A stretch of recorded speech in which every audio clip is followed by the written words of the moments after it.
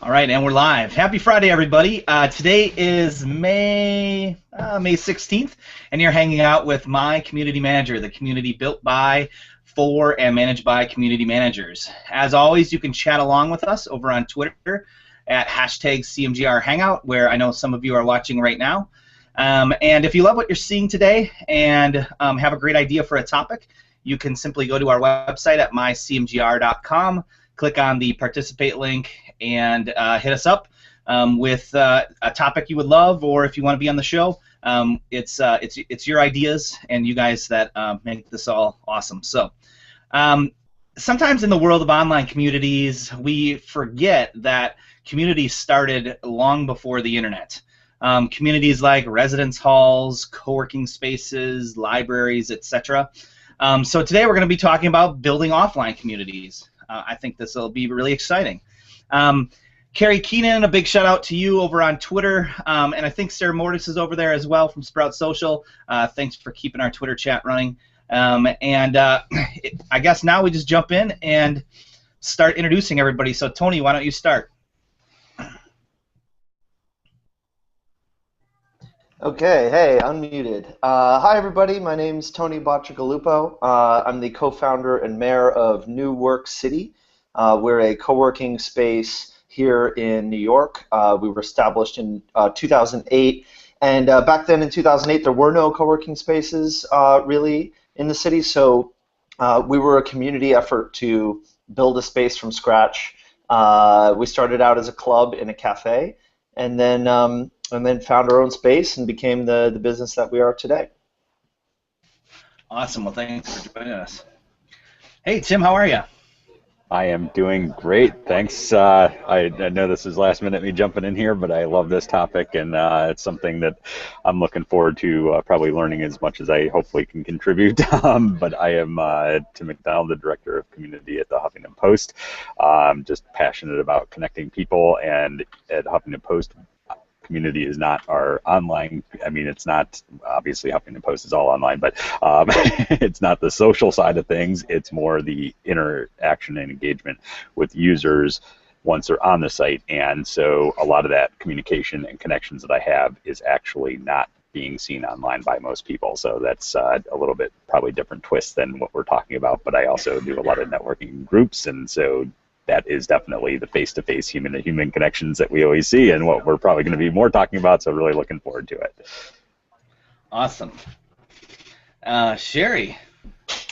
Hey everyone, I'm Sherry Brody. I run community and user experience at a company called Rebellion Media, as well as produce CMGR Hangout here with Brew.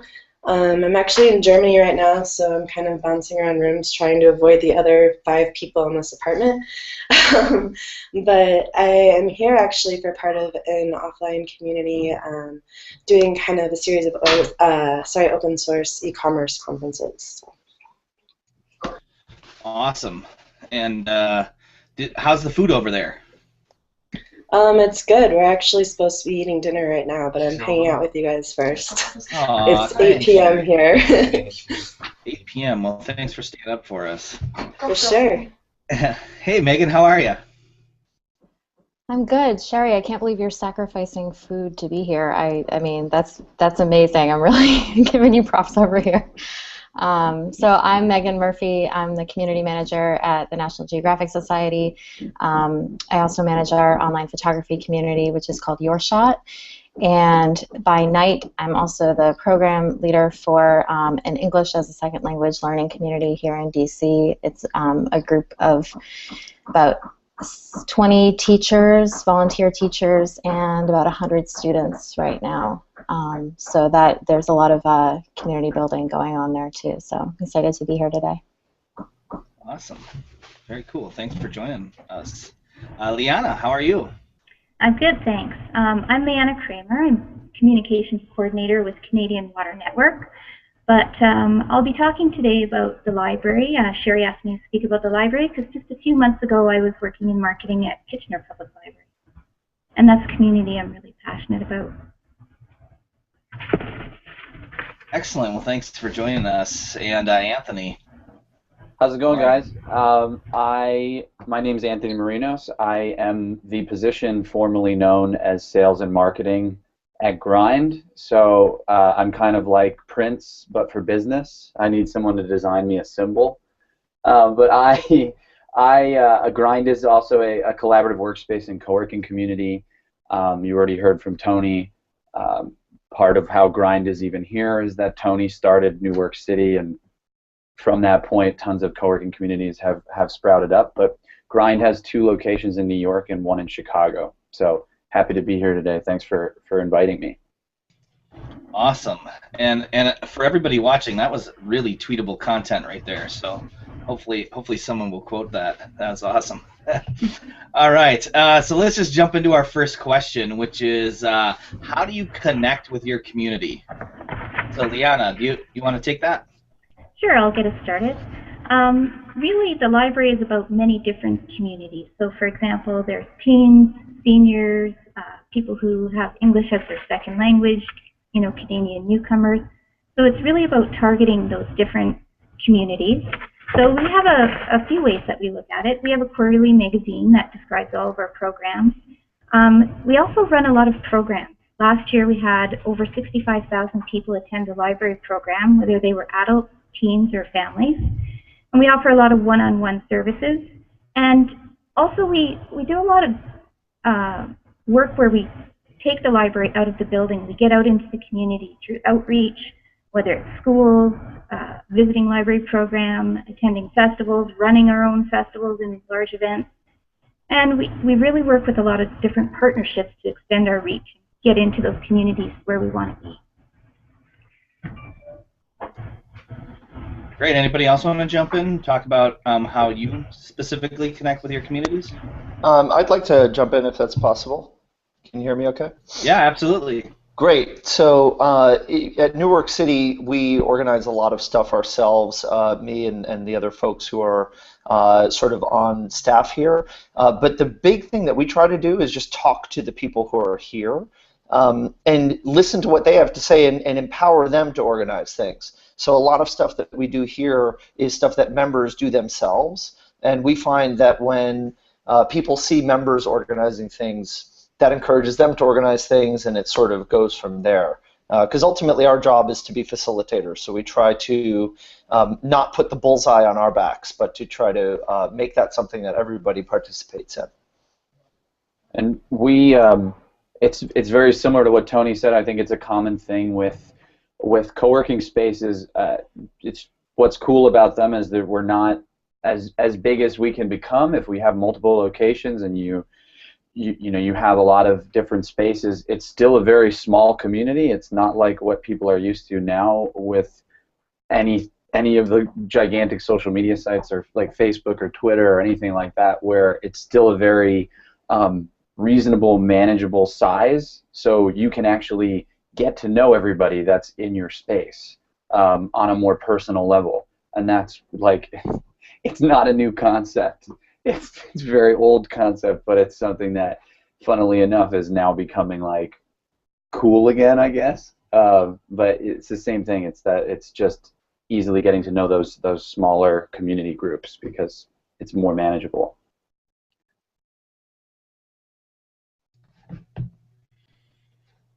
Jim, how about you? You got any thoughts on this? Well, yeah, I think, and obviously mine's a little bit different because, and I think this is important too, though, because if you're not in a place like a co-working space where you're seeing people on almost a daily basis, it's how you actually connect with those people when you're not face-to-face with them. And so I think one of the most powerful things that I found is, and hold on to your seats here because this is very futuristic and advanced. It's called the telephone. It's really, there you go. Oh, you actually got a corded one. I am impressed, Brew. It's really just one of these things that really takes us beyond what we get used to: text messages, tweets, emails, and really, I mean, if you don't have that face-to-face interaction, that phone call just does wonders in stopping the back and forth, really getting an understanding of where that person's coming from, and more importantly, I think, especially from our perspective, is it lets that person out there know that they are much more than just a username or a, you know, an account. They are an actual person, that our big company has an individual that's reaching out to them and making them feel important. And I think that's like one of the biggest things. Obviously, we can't do that with everybody, but you find the right situations and do that. And I know that was even powerful when I was doing a lot of, you know, in-person networking groups. That's how I really made the connections happen when we got to the event, was by actually making those interactions, usually via phone call, beforehand. You know, Tim, it's funny that you talk about the phone. I think that's something that, you know, as I guess more online people, we're sitting in front of a computer all day. We don't often think about that as even being a tool. But that's actually what we in my night gig is, you know, with our English students, we actually we collect phone numbers for all of our students, and we call them at the beginning of every semester. We're actually doing this weekend. We have a team of volunteers who are calling them to remind them that this semester is starting next week and to answer any questions that they have. And, you know, at first I started, I'm sort of not really a phone person. I'm one of those people that just gets a little freaked out by it. But so I was sort of thinking, why are we using the phone? It seems like such an archaic way to do it. Why aren't we using Facebook? Why don't we see if they have email addresses? Why can't we just send an email out to all of them? But when you think about people in different different situations to access to technology, certainly it becomes a barrier. But then also having a teacher call you on a weekend and say, hey, you know, we just wanted to remind you that class is starting next week. We care about you being there. We want to see you there. We're looking forward to seeing you there. That actually does make a difference, and we see an uptick in students showing up on that first week when they actually do have that face-to-face, or that, you know, even just voice-to-voice interaction of somebody reminding them that we care about their attendance there. So it's nice that you bring that up. Yeah, that's awesome. It's like the phone is no longer a noisy channel, you know, where Facebook and everything else is just so much noise. Brian, I see you jumped in a little bit late, but welcome. And if you want to just say hi to everybody, introduce yourself, and then feel free to answer the first question, which is, how do you connect with your community? Thanks for letting me jump in here late. Hopefully you can hear me. Brian Fanzo, iSocial Fans on Twitter. Big fan of Community Hangout. I definitely on my calendar every Friday, so glad to jump in late. You know, offline community thing is a big passion of mine as well, and you know, I was lucky enough to kind of do a connection with Tim at Social Media Marketing World, from online world to ours. So you know, a big piece for me is, you know, when you're listening and hearing online, when you're reaching out and doing something offline, we've talked about on previous ones, like a personal note. I laugh because I don't usually have a pen on my desk or near me ever, but if I go find a pen and write something personal, like, you know, the effort that it takes, like showing that you care, I think is a huge piece for like kind of transferring the online to offline, because there is so much noise. And you know, I think there's some people that do it really, really well, and those are the ones that have, you know, strong communities. So thanks for having me here. I'm excited for the topic for sure. Awesome. And just for everybody watching on Twitter as well, just to remind you, if you have any specific questions for anybody who's here today, go ahead and tweet at us, and we'll bring your tweet in and have everybody talk about it. So our second question is, how do you connect your community members with each other?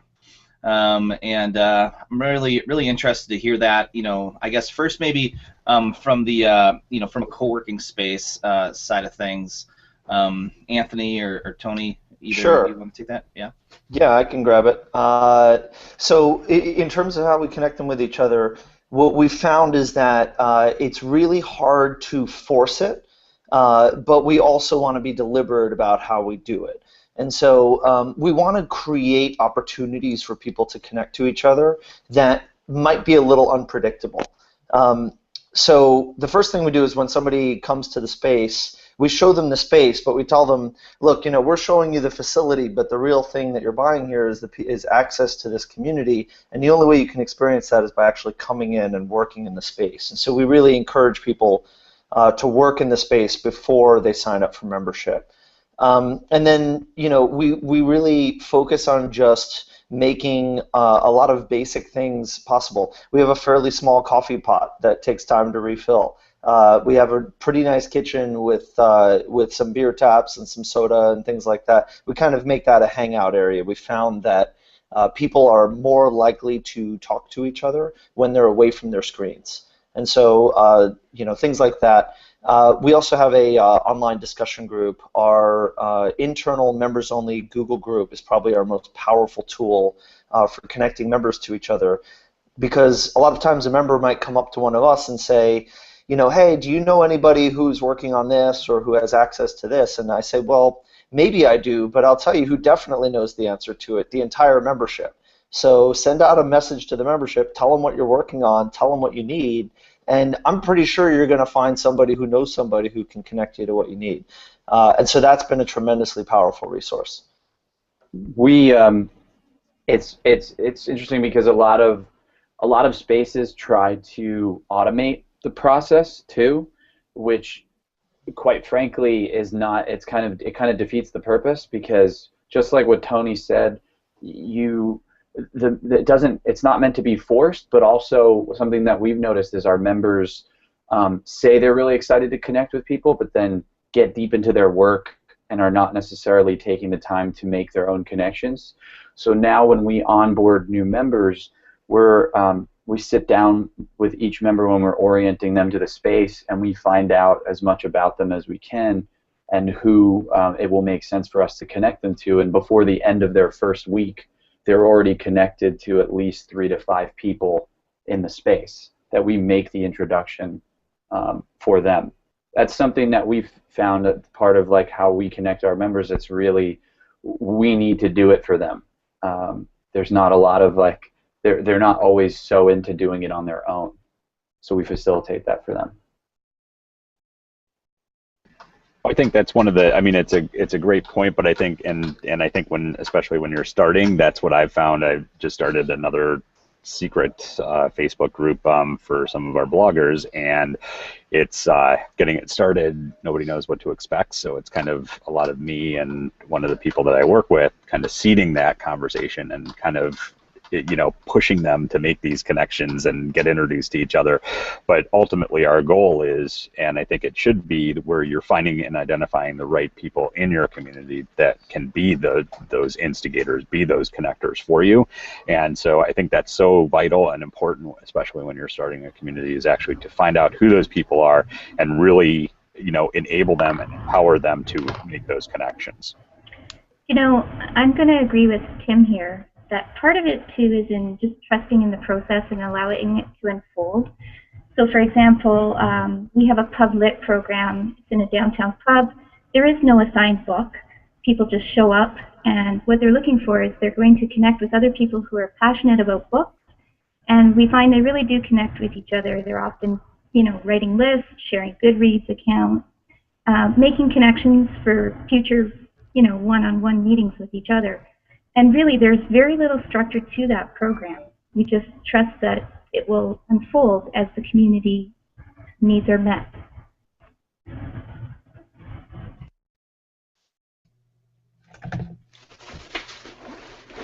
Ryan, Megan, did you have anything? Yeah, and I think Tim has a good point there on especially when you're starting off, really finding the noisy ones. I have no problem admitting that I like to talk a lot, and when you get someone in there that likes to talk a lot and kind of start conversations, if you're empowering them, it's always tough to say thank you or encourage everyone, but when you have the people that are bridging the gap, the ones that aren't just focused on one subject, or maybe I like to highlight the ones that don't ever worry about self-promotion. Everyone else thanks them and promotes them for them, because those are the ones. If you find the people that are there for the community and you just give them the little shout-outs, they'll do that organic growth. And I'm also a little bit of a fan of if you're listening in the community correctly and you have some your own voice in there, kind of automating some of the nuances, so you have time to kind of be the introduction, do the handoff, clue someone into a forum, even if it's a tweet that says, hey, jump into the community, did you see they posted this? Like something that's outside. Like, I love crossing platforms and getting someone pulling them in that maybe while they're not sitting there looking. So I think there's lots of good tips here for sure. Yeah, I think about even from an offline perspective, just knowing the people well enough to connect them together based on their needs, right? I was at a little after party yesterday after a conference in Chicago, and I found myself, listening to somebody talk about a problem they were having, from a PR side of things, as it relates to community management, and instantly remembered, hey, you know what? There's somebody else in this room that I can connect them with, and just sort of, kept the conversation going. So I think those are also important things to remember, is knowing the needs, and you don't have to fulfill all those needs, but you can kind of be the matchmaker. Megan, did you have something you were going to say? I saw you trying to jump in.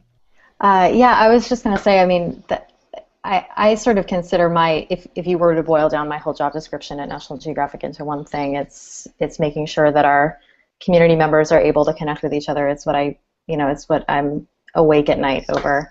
And there are plenty of ways. Our photography community is actually, we recently relaunched it, and it's in a beta phase, and so we have commenting and online capabilities like that. But one thing that we just started doing that I'm really excited about is in-person photo walks and meetups. And we did our first one in San Francisco at the end of March, and it was basically 40 community members and a few editors and a few National Geographic photographers, and we got up incredibly early in the morning because that's what photographers do. The light's better in the morning.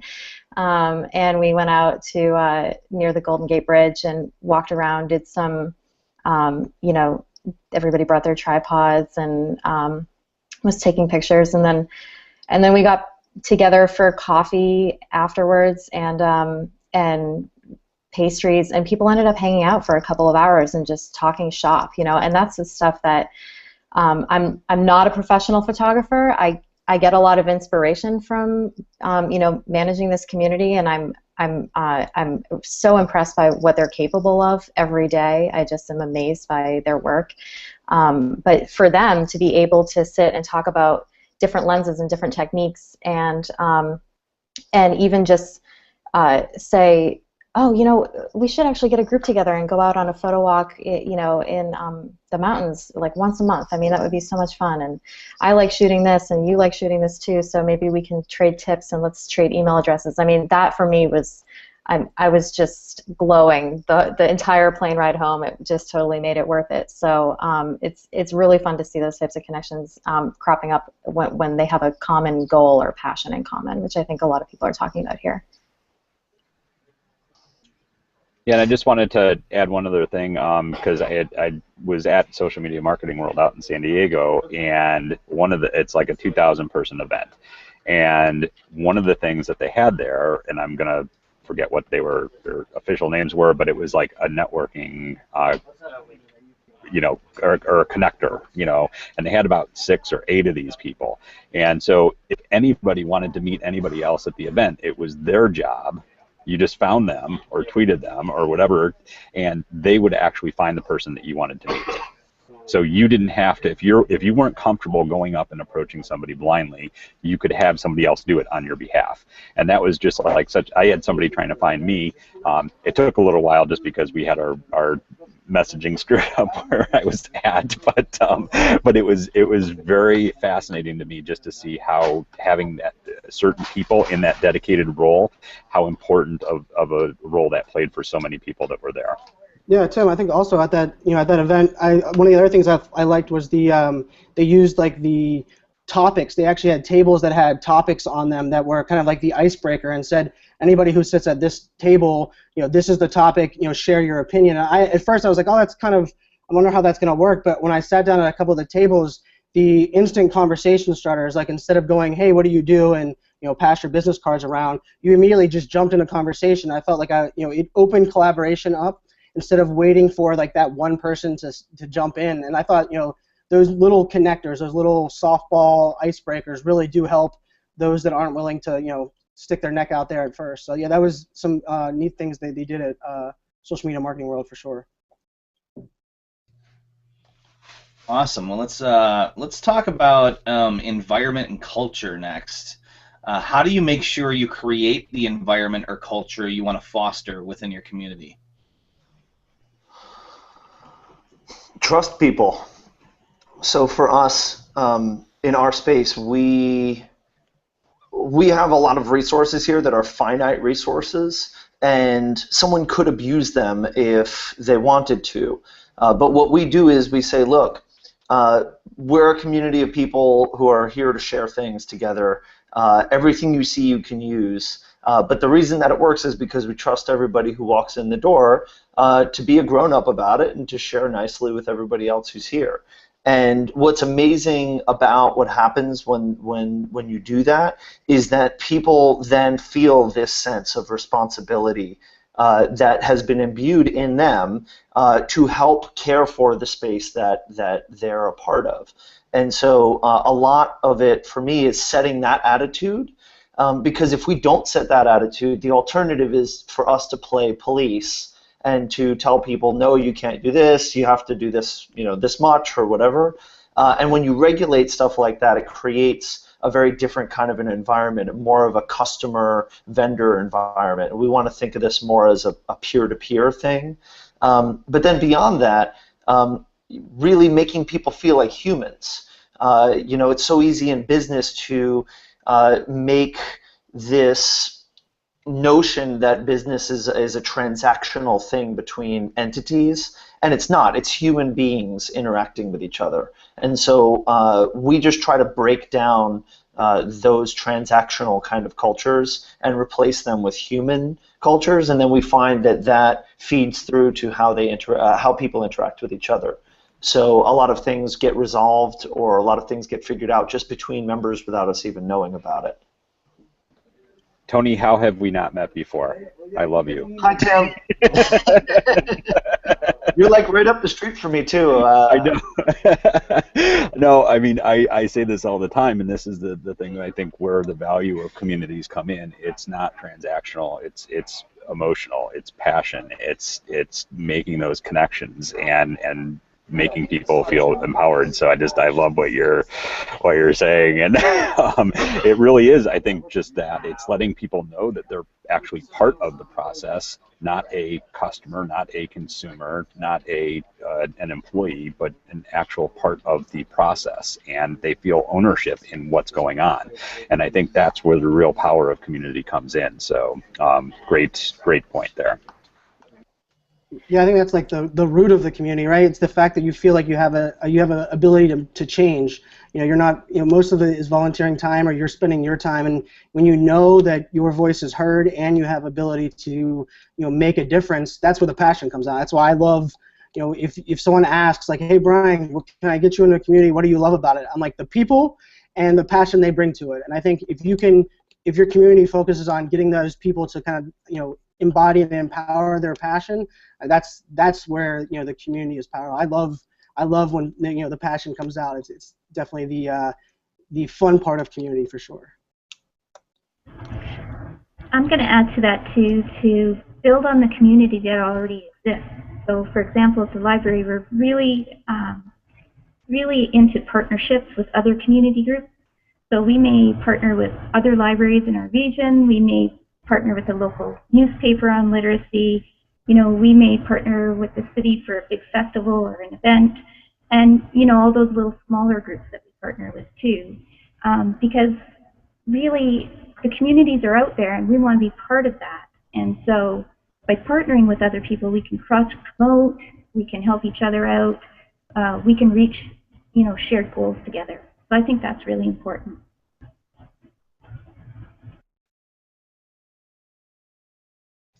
Yeah, I think one thing that I'd add on just trusting and empowering people is you might not actually be surprised to learn that many of the people who work at National Geographic, it's a really big company, but many of the people who work there actually are really passionate about some part of our mission, or they're passionate about photography, and one of the things that we try to do is to help empower them to, learn about our community and and understand how they can get involved, and that they're just as much a part of this community as the members are. I mean, we're all embodying the brand every day. And you know, for example, we have a staffer who isn't a professional photographer, but it's her very strong hobby. I mean, she's an amazing amateur, and she's an underwater photographer, and she has amazing work, and she loves to interact with the community, and you know, and chat with people that way. And that's the stuff that we love to see happen. And it really, not only does it mean a lot, even if she's not a professional, you know, for her to be there and be present in the community for the other members, but it's also, you know, just really rewarding for her, and it helps to reinforce why she's here and what she's doing. So that's something that we really try to encourage a lot. Yeah, I think, Megan, you had a pretty good point there on the idea that, you know, I talk about brand advocacy and evangelist, and if you don't, you know, to create someone to make them an evangelist, or you don't want to force them to do it. You have to give them a cause or give them a reason to be proud and to represent. And when you present the cause and they believe in what you're doing, I mean, National Geographic is a great example. I mean, I have a wife who's a geography teacher with 2 masters in geography, and you know, she when you get her talking about that, or you know, that community is very passionate about what they're doing, and if you can invoke that passion and kind of tap into that cause, giving them a cause to believe in, that's when the community evangelists are going to jump out and do the work for you in many cases. Love to hear about geography teachers. My sister's one too, but that's you know, geography isn't always thought as, you know, to be as important of a subject anymore. It really is. So you're right. I mean, empowering people around topics that they're passionate about is really key here.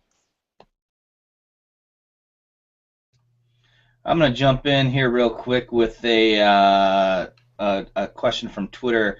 Comes in from Abby, and Abby would love to see what are our thoughts on the trend of creating specialized services in libraries, for example, maker spaces helping to grow community interactions. Any thoughts on that? Yeah, definitely maker spaces are the hot new thing in libraries right now, and the library that I was working at is just in the process of creating a digital maker space. And of course, the very first thing we did was look at who would be our community partners. So we have a great maker space in the community. So right away we turned to them for advice on, you know, what kinds of things should we be looking at, what are the things your membership is interested in, and what can we do that's not doing what you're doing, so that we're not kind of repeating the same sort of space that they've created. So again, it's about knowing who your community is and seeking advice from them, getting their input, and then really empowering them to join and partner with you to create something fabulous. But definitely there are so many specialized services and collections and programs at libraries now. You know, a library is so much more than books, and that's one of the big challenges in communicating to your community, is really making them aware of some of those fabulous free products that you have available out there. Awesome. Well, I was going to say, I mean, it's not specific to libraries, but I just got asked this question by somebody the other day about they were having an event and said, how do we connect the speakers with the attendees?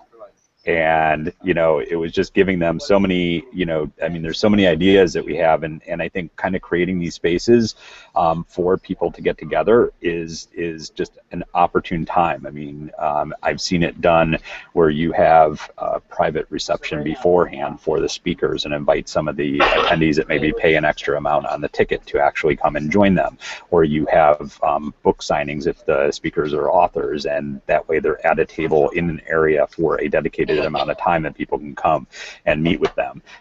You know, there's just, and you can do lunches, you can do breakfast with people where you bring them in, and so it's like all these opportunities that we can really take to kind of isolate these areas where you're not taking away from everything else that's going on, but you're welcoming those that are interested to come and connect in those times. And so I think, you know, seeing things and hearing that this is happening like at libraries, and starting to see this happen at corporations, and starting to see these at events is really, I think, something that we're going to see a lot more of in the future. I'm going to jump in here, Tim. I think a great example of somewhere that we've had a lot of success, we run a campaign called One Book, One Community.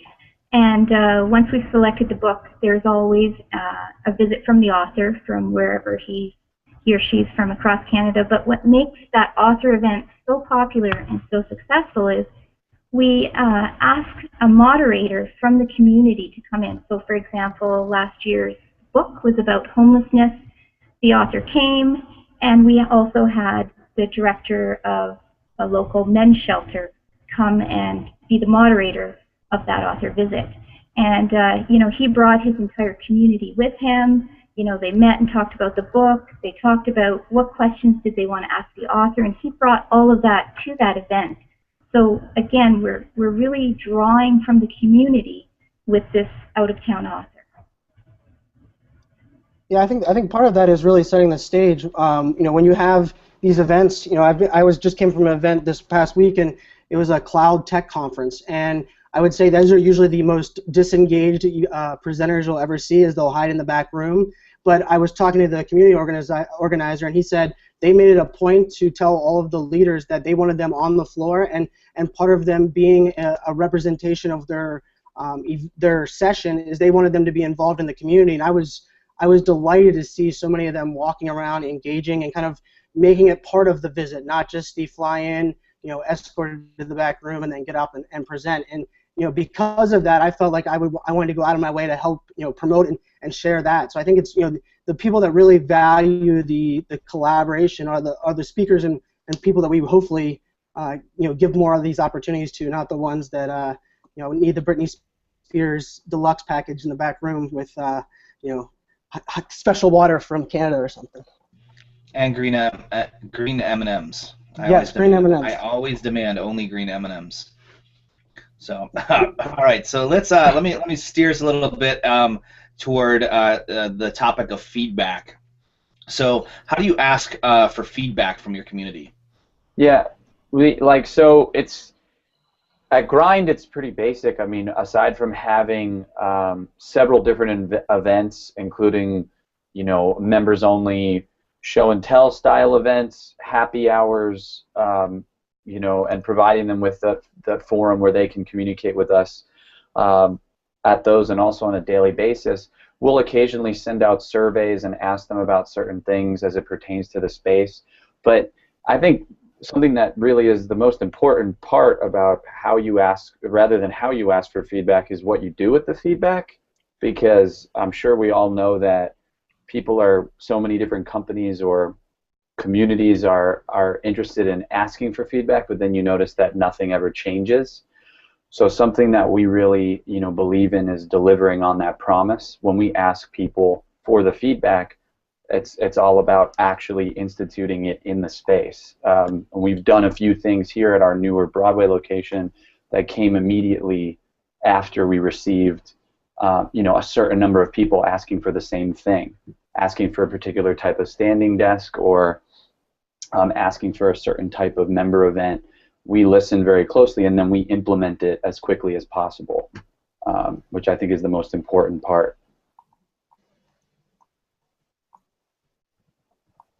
Yeah, you got to talk to people, right? And you have to listen to what they say. And a lot of I mean, what's so important about what Anthony said is showing that feedback loop.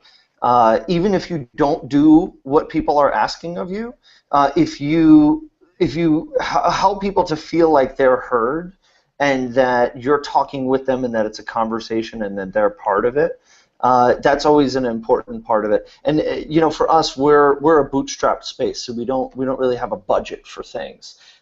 For the most part, and so a lot of times we ask people, well, how can we solve this? You know, let's work on it together. We just had a conversation with a few members last week about getting more whiteboards in the space, and we invited them to help us do that. And so we're gonna go and figure out how to build more whiteboards in the space together. And so, you know, inviting people to participate in the construction of the thing that you're building really helps to build stronger bonds as well. Sure. All right. Anybody else have anything on this topic, or I'll jump us right into the next one? I'll jump in and just say I think everyone's talked today about it's really important to have conversations, leave space to talk one-on-one with people.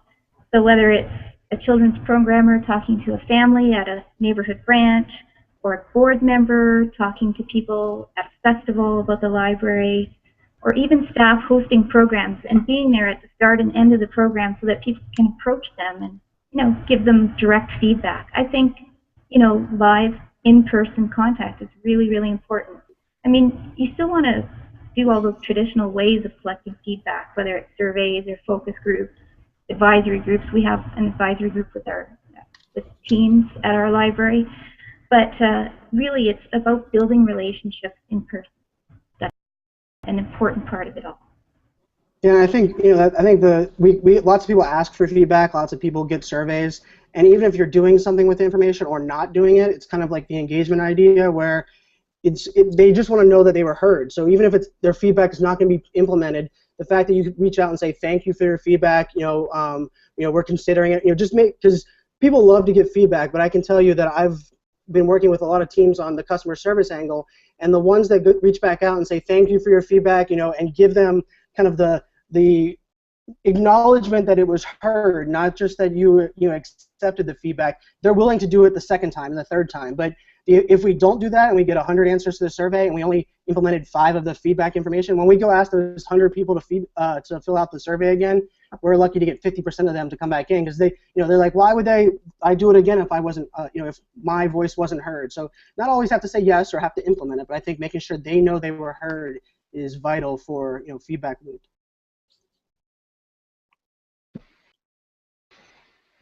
Cool. I'll help navigate us into the next question here, which is how do you reach out to prospective community members as it's time to really just grow that community?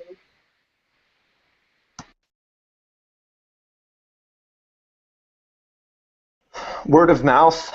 I mean, really, we don't advertise at all, but we do host a lot of events, both in the space and then outside of the space. We actually have a meetup group, and I was really wanting to talk about meetup in this because it's such a fantastic example of using technology to foster greater offline communities.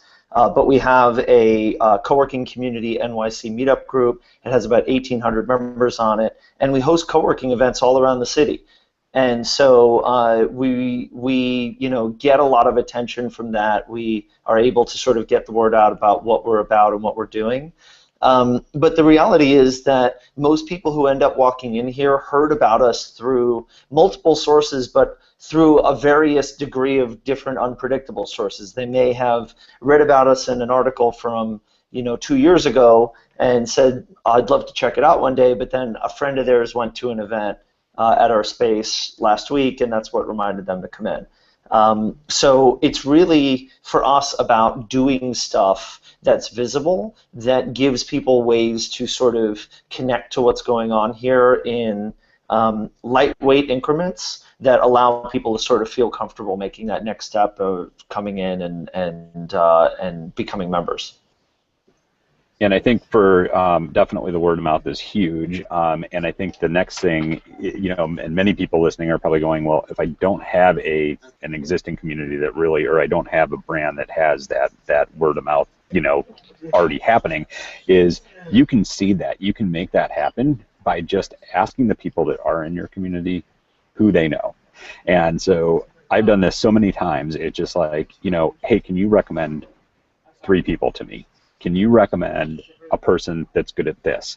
Can you recommend somebody that does that? And so, or can speak on this? And so that just planting the seed, because what I've found, and it's proven itself over and over, is we all are attracted to people that are very similar to us. And so when you already have somebody that loves what you're doing and is part of your community, they most likely know other people that are very similar to them that they can bring in.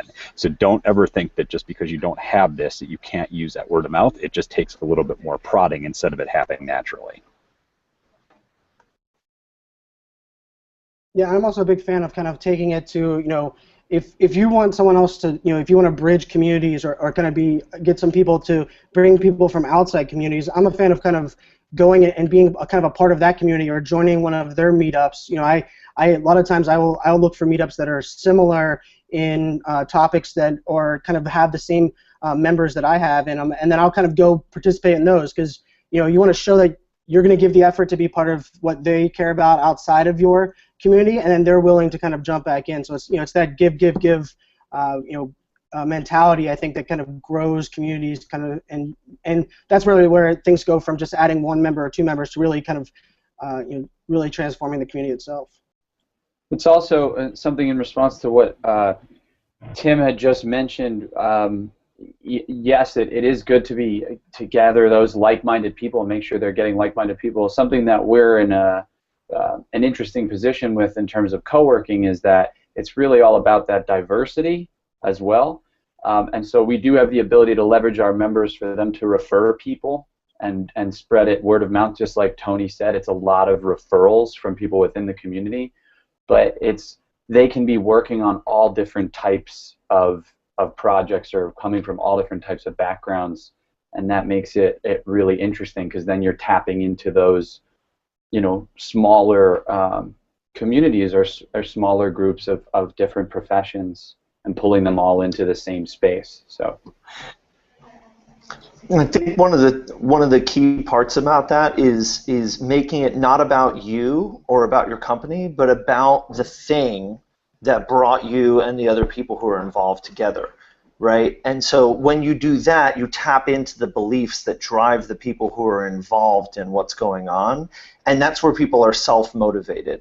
And so you can ask people to do things, or you can remind people why they're here and why they care about what's going on, and then let that drive what's going to happen from there. And it's so much more effective when there are people who are members of your community doing the talking than when you're doing the talking. Because we're used to business, right? We're used to, I have my business. If I try to tell you when my co-working space is great, you know that I run the business and it's in my financial interest to try to sell you on it, right? So you already have your BS monitor, like your wall goes up immediately. But if I tell you about something my friend is working on, like I have no vested interest in that, and you're way more likely to believe what I'm saying. And so if you can tap into what motivates people to talk in that way about what their friend is working on, about why my community is so great, that's really where you're going to get great word of mouth. Okay, Tony, you need to come hear me speak next Wednesday over to our office here because I actually say exactly what you just said, only I'm going to use the BS meter instead of the way I phrased it before. I was going to say, are you talking about a BS monitor? Because I love that. Yeah, I think that the one thing that I'd add that I think just building on what everybody else has said is helping to diminish that that sort of almost vulnerability that comes when you're joining a new community, in the sense of, people are sometimes intimidated. We see it when I go to events and talk to people about our photography community. I oftentimes will hear, well, I'm not good enough to have my photos on National Geographic, and I pull up my profile and say, well, look, if I can do it, and this is my camera, and I hold up my iPhone, and I'm like, this is what I'm doing. And we've got people of all different ranges who just love photography and they want to learn about photography, and that's why we're all here. And helping to sort of lower that threshold and make it seem a little bit less intimidating, that also helps. And I see it in my English program too. I mean, we have so many students who have just they've heard about us from a friend. We actually had one student who found out about us because he found a wallet on the ground, and when he went to return it, it was one of our students, and she told him about the program, and he ended up coming, and he comes all the time now. But just that push, that little word of mouth push of, it's an intensely vulnerable thing to go and put yourself out there and learn another language and go in a classroom of people and try and learn a new skill. And trying, as much of the word of mouth that you can do, and sort of that sense of camaraderie really helps in my experience. Yeah, what Megan said, I just want to build on that, because Talking about vulnerability, I think, is really, really, really important. Strong bonds are never formed in the comfort zone. Like, you have to get people a little vulnerable in order for them to bond, right? And of course, people are going to be hesitant to do that. So sometimes you have to offer it up yourself. So I think Megan's example of sort of showing somebody her own photographs is such a great example of that. We try to practice that as much as we can here. And again, it just comes down to, showing like, hey, I'm a human too. You want to be humans with me? No, that's a great I'm point. tweeting that. Yeah, it's the transparency angle, right? We all want to, if you're not intimidated, whenever someone else lets their guard down, it's much easier to let your guard down.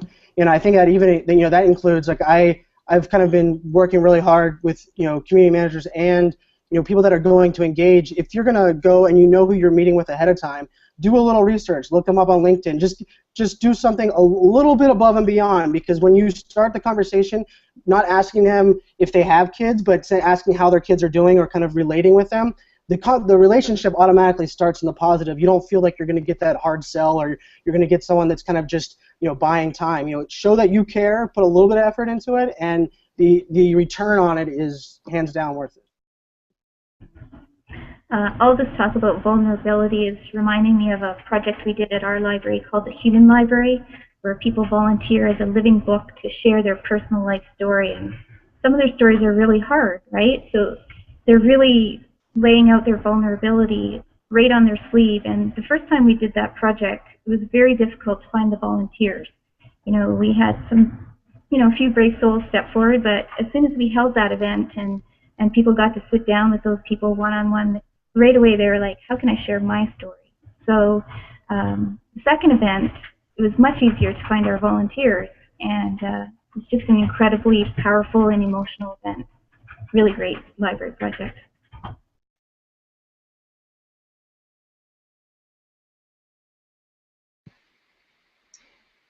Anyone else have anything to add to it? Good.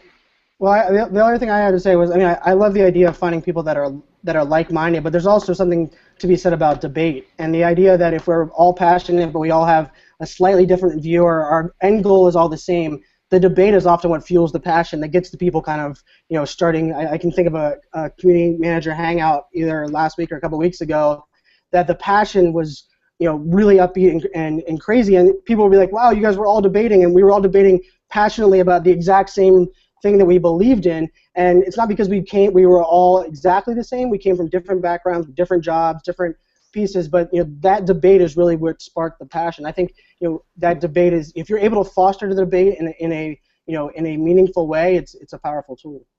Yeah, and I just really quick, I wanted to make sure everybody crystal clear understands. When I said that we all are attracted to people similar to us, it didn't mean that I was saying we don't need diversity, because the similar is what brings us into the community. It's what we have in common when we come together, what we look like, what our family structure is like, our ages, our interests outside of that one particular thing that bonds us together can be so different. But as long as the similar interest for what the community is all about, that's what I meant. We all know similar people to us. So I just want to make sure everybody's clear. I'm not proposing that we should all look and feel and think the same. We definitely need that diversity. Tim, I think you're spot on with that. Some communities are really hard to access. For example, new Canadians. They may not be comfortable with, Canadian systems, and they may not have experiences with public libraries. And we can't just say, hey, come on down to the public library, we've got these great free programs. If they came from a country that didn't offer free programs, unless there were strings attached, that's just not going to work. We need to find people in that community and ask them, who do you know, and how can you connect us, and what's going to work for your community, and can you help facilitate a program with us? You're right, it's all about making those connections and partnerships.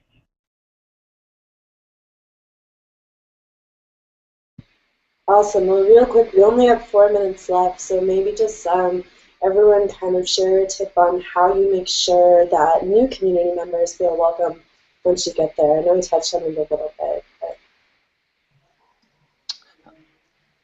I would say, just jumping in, that for me, I try to encourage members who are here to be welcoming to other members who are here. We've used little tricks over the years to make it apparent when somebody new is coming into the space, so that the people who are regulars here sort of know that this is a first timer. Whether they're holding sort of a little information sheet that shows that obviously they're still here for the first time, or they're asking for the Wi-Fi password or something like that. We really work to encourage members to welcome each other and lower that barrier as much as possible. But you know, and because everybody was a new member once, and so we try to, you know, make that apparent.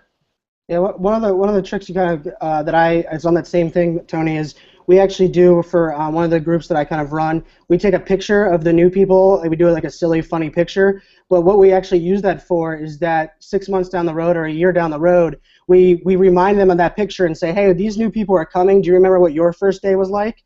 And it kind of makes those people kind of flash back to being the new person, and they almost reach out even more. They're more excited because they're like, oh man, it took me 2 events before I was willing to go talk to the leader. So, you know, like flashing back, making them remember. I often say, you know, if you can remember it's the first day you signed up for Facebook, or the first day you joined a new class, or you transferred pieces, you know, using a picture to kind of jar that memory of what it's like to be the new guy, it's a little bit easier to reach out to those guys. And we sit down. I referenced it earlier, but we sit down with our new members immediately in their first week. Hopefully, it's on their first day that they check into Grind, and we just ask them 5 simple questions. It takes 15, 20 minutes, but it's like what we've all been saying before, and what Tony was referencing earlier. We really demonstrate that we care. It's no bullshit. We want to know what they're really working on and how we can actually help them build a stronger business and actually have more fun when they're in the space, because they're making both professional connections and personal connections while they're at Grind. So we take that information and immediately turn around and introduce them to other people in the community, whether we do it face-to-face when we're standing there, or we just make a simple email introduction, and before you know it, it's their first week and they already have 5, 6, 7, 10 people that they can walk in and say hi to on a first-name basis. And that pretty much just snuffs out any type of, you know, uncomfortable feeling or uneasiness, like I don't know anybody here. So that really helps. I'm going to add, at a public library, it's really important to use a variety of tools. We're talking about offline communities. A lot of our members are not online, so we can't just assume that we can send them an email. We have to have both traditional, non-traditional, contemporary, different ways to meet them, whether it's, you know, a poster in the building or we're reaching out to them on social media. We have to try a lot of different ways to reach people.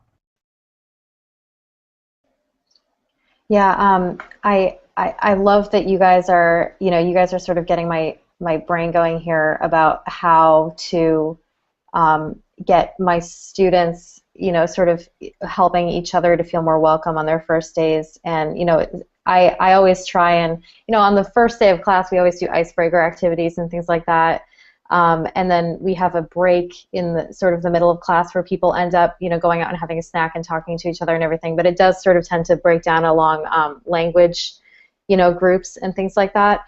And I always make a point, if we have a new student, to go over and talk to them and say, what do you think about class? What do you think about the level? Is it is it too easy, too difficult? What do you think about that? But that's something that I think you guys are right about, just that it does make a difference when you have, you know, it sounds like elementary school maybe, but when you have someone to chat with at break, or, you know, and we've occasionally been able to introduce people if sometimes they have other educational goals, like they want to get their GED, and so if they mention that to us, we can introduce them to another student who recently got their GED, about, you know, so they can talk about what certificate program they went through. Or, but I'm really glad to hear you guys sort of bringing up ideas about that, because I think it's really important. I'll give my little 2-second one. It's just, as soon as I know enough about the person, I find out who I can connect them with in the community to make them start to feel like they know others.